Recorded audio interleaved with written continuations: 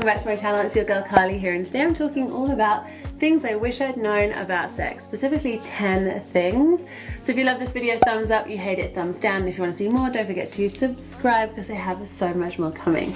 Now this video is kindly been sponsored by Quanna and this amazing little green bottle that basically sits and lives on my bedside table, which is called Oomf. And if you want some Oomf in your life, I'm going to be telling you why, but basically think non-sticky, so no mess, not having to change your bed sheets unless you really need to change your bed sheets, and more pleasure. So if you want more pleasure, make sure you stay.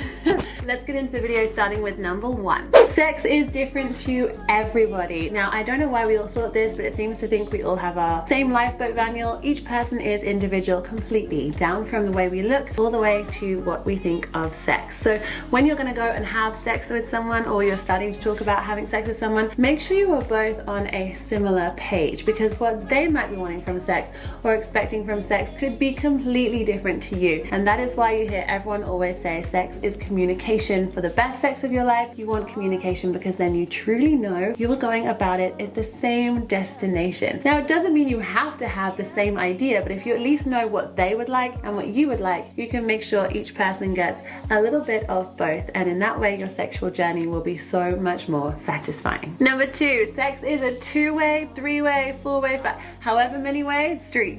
This means that basically it is give and take. I don't know where the narrative changed, but for so many years, especially a lot of women tended to think it was all about making sure the guy finishes. Nuh-uh. It's all about making sure both person has an incredible experience and definitely receives pleasure. Now that doesn't mean that every single sexual time both people need to orgasm. It might mean sometimes the focus is on one person, but the conversation has been had that that is okay. Not this wham bam thank you ma'am, they finished, and you lay there going that was crap. So I want you to really make sure that you are focusing on the fact that it is a 2-way, or however many people way, street. It is give and take. That means you are just as important as the other person.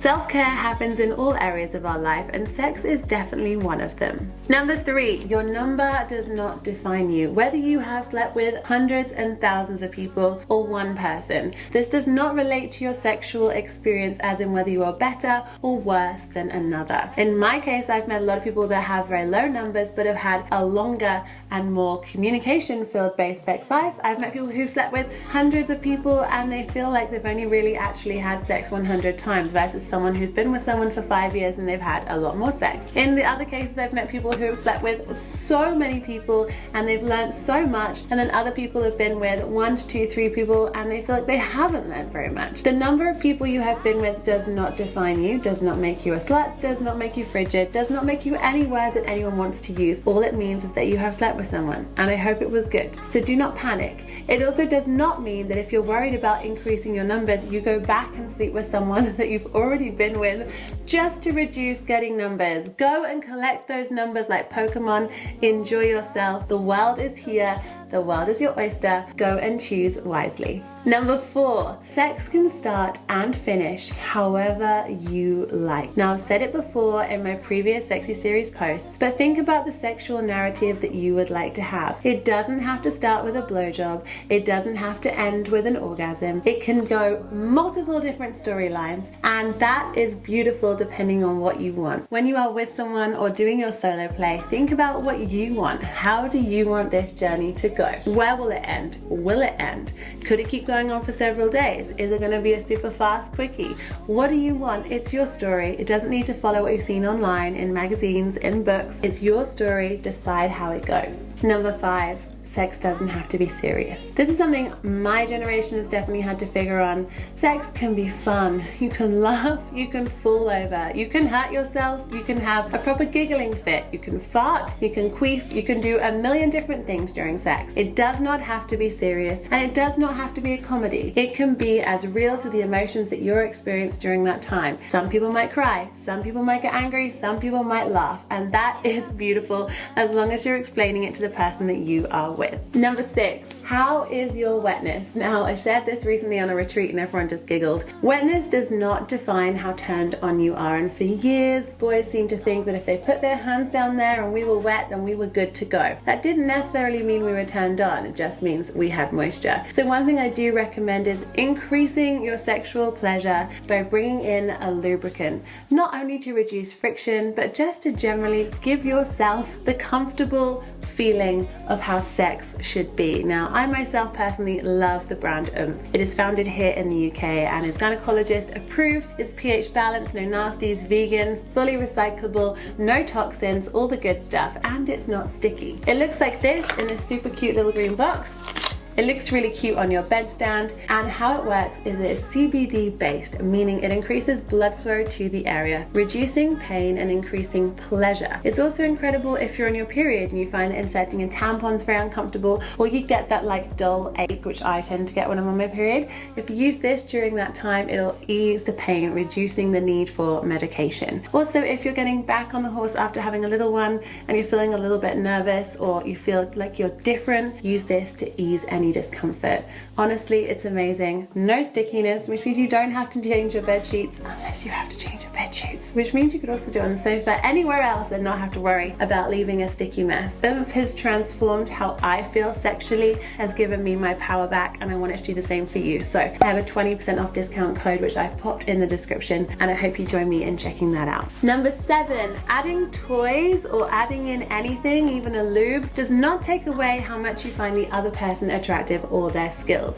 I think we're starting to break the boundaries of this one, but definitely for a long time, generally guys seem to be quite threatened by toys coming in, but nowadays I think they're seeing it as an aid, as like a wingman or wingwoman to bring into your sexual adventure. And trust me, whenever you want to bring them in, it's always okay. You can bring them in on the first date or possibly the last date, halfway through your relationship, or any time at all. The best way to do it is just to be honest and explain that you love this person or you really fancy them, but you just know that this is really going to get you there and you'd like to teach them how to use it and how to use it on you, or perhaps can I use it on you and show you how incredible this could be for both of us. Number 8, everybody has kinks, and that's okay. Now, not necessarily what you go to in your head when you are trying to turn yourself on is always going to be applicable for real life. For me, my brain tends to do girl on girl, but in real life, I don't really want to be with a woman. I also have all sorts of things that go in my head that when I rationalize and go, would I want that in real life? No, that's okay. But it is okay to explore and be honest. Your partner can have things that turn them on that maybe doesn't turn you on, and vice versa. Do not discriminate by how somebody is enjoying and how their brain is working when they are feeling or wanting pleasure, but definitely communicate if it's something you want to bring into your relationship. Number 9, your libido will fluctuate. Everyone in every part of our lives has ebbs and flows of motivation, of concentration, of procrastination. Same thing happens with libido. There can be medical reasons, stress factors, sleep, life itself. Know that you will go through moments of ebbs and flows, and that is okay. However, should you feel like you don't have a libido at all, or there's something else going on, then obviously maybe speak to your GP. Just know that it is very normal to go through changes in your life where you really want it and where maybe you really don't.